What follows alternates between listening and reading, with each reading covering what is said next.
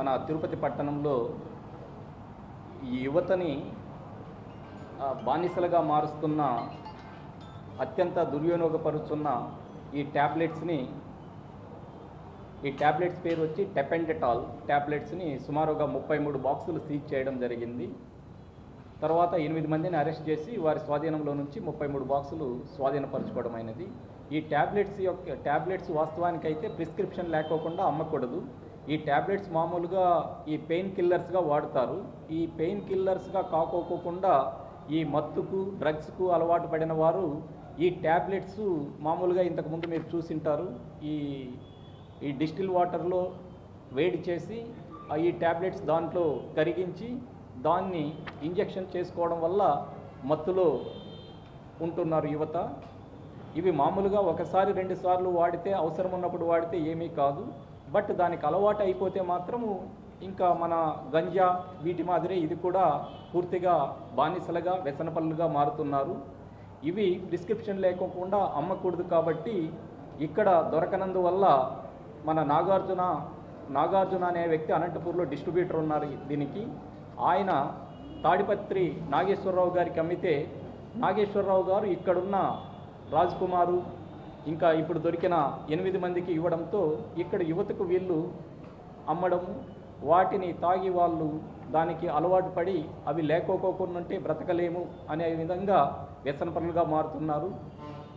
ఈ విషయంలో ప్రత్యేక దృష్టి పెట్టి వీటిని అరికట్టాలనే ఉద్దేశంతో ఈస్ట్ ఇన్స్పెక్టర్ గారు, తర్వాత ఎస్ఐ గారు, తర్వాత మనకి ఇక్కడ లోకల్ డ్రగ్ ఇన్స్పెక్టర్ గారితో కలిసి వీటి మీద నిఘా పెట్టి ఈరోజు 8 మందిని అరెస్ట్ చేసి ఆ డిస్ట్రిబ్యూటర్ని, తర్వాత తాడిపత్రిలో ఉన్న మెడికల్ స్టోరు కలిగిన వ్యక్తి నాగేశ్వరరావుని, తర్వాత ఇక్కడ 6 మంది ఫెడ్లర్స్ని అరెస్ట్ చేయడం అనేది పంచనామా ద్వారా వీటిని తదుపరి చర్య నిమిత్తం డ్రగ్ ఇన్స్పెక్టర్ గారికి హ్యాండ్ ఓవర్ చేస్తున్నాం.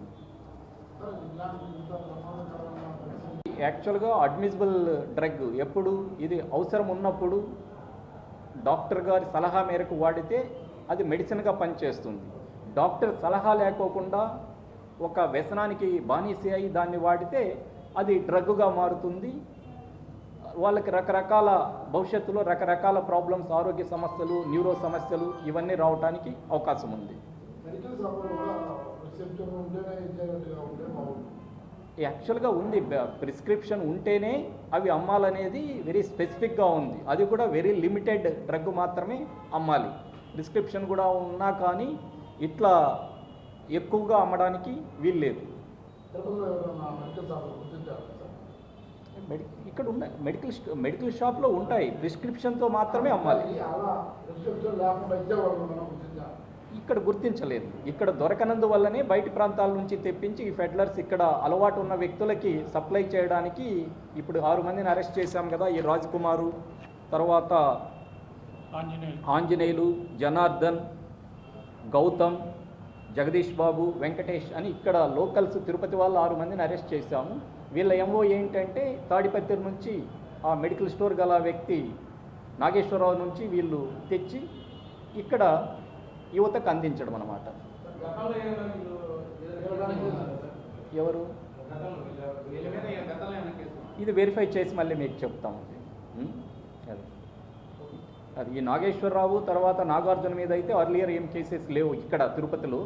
వాళ్ళని కూడా బయట ప్రాంతాల్లో ఏమైనా కేసులు ఉన్నాయా, వాళ్ళు ఇంకా ఎవరికైనా మన తిరుపతికే కాకుండా ఇంకా ఎవరికైనా సప్లై చేస్తున్నారా, తిరుపతిలో కూడా ఈ 6 మందికే కాకుండా ఇంకా ఎంతమందికి సప్లై చేస్తున్నారు, ఎప్పటి నుంచి సప్లై చేస్తున్నారు అనే విషయం విచారణలో తేలుతుంది.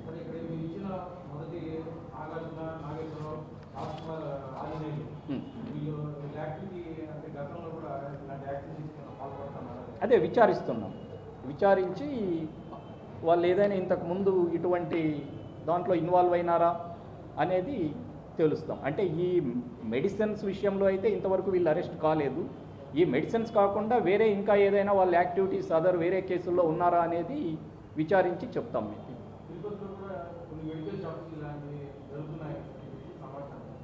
అది వెరిఫై చేస్తున్నామండి. ఆ నిఘా అయితే పెట్టాము. ఆల్ మెడికల్ స్టోర్స్ మీద మేము పెట్టాము నిఘా. మన డ్రగ్ ఇన్స్పెక్టర్ గారు వాళ్ళ డిపార్ట్మెంట్ కూడా వాటి మీద నిఘా పెట్టడం జరుగుతున్నది. ఓకే. గంజా దొరకడం కొద్దిగా ఈ మధ్యకాలంలో మనం రైడ్స్ ఇవన్నీ ఎక్కువ చేస్తున్నాము. గంజా దొరకడం చాలా కష్టము. దానికి తోడు గంజా చూస్తూనే మనం అరెస్ట్ చేస్తాం.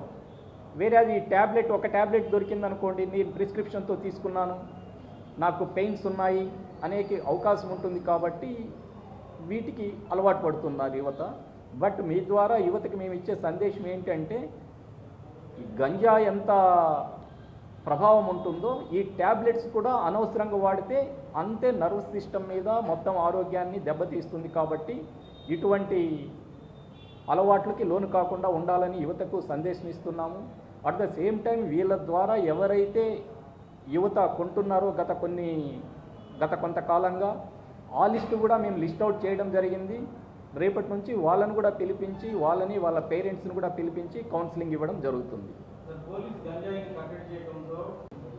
అదే చెప్తున్నాను కదా, అట్లా అలవాటు పడ్డ వాళ్ళని లిస్ట్ అవుట్ చేసి వాళ్ళ కౌన్సిలింగ్ చేసి అవసరమైతే వాళ్ళని డీ అడిక్షన్ సెంటర్స్కి పంపించి వాళ్ళని మంచి తోవలో పెట్టాలనేది పోలీసు ఉద్దేశం. ఓకే, తాడిపత్రి, అనంతపురం.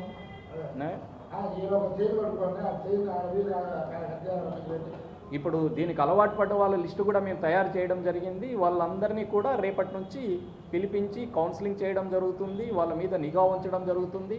వాళ్ళు అలవాటు మానుకోకపోతే అవసరమైతే వాళ్ళని డీ అడిక్షన్ సెంటర్స్ కూడా పంపించడం జరుగుతుంది. 1000 రూపాయలు కూడా ఇస్తాం ఒక ట్యాబ్లెట్. ఇక్కడ దొరకలేదు కాబట్టి బయట జిల్లాల నుంచి ఇక్కడికి వస్తున్నాయి. ఇక్కడ ఫ్రీగా దొరకలేదు కాబట్టి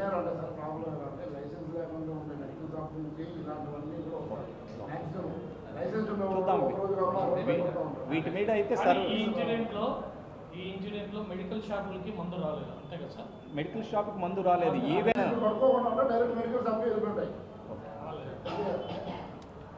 అయిపోయిందా? My name is Prashanti అండి, drug inspector Srikalahasti as well as Tirupati urban drug inspector FSC.